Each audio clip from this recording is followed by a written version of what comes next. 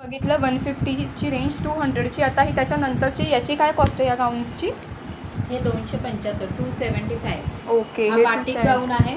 याचा कपडा भरणार. ओके. सुंदर आहे याच्यामध्ये सुद्धा सगळे ग्रीन कलर कलर आहे, गाजरा कलर आहे आणि एक हळदी कलर आहे. ओके. आणि तुम्ही बघू शकता की याच्यावरती ना अशी डिझाईन पण आहे, म्हणजे फ्रंट पार्टला अशी छान डिझाईन आहे याच्यामध्ये. तिघही कलर सुंदर आहेत.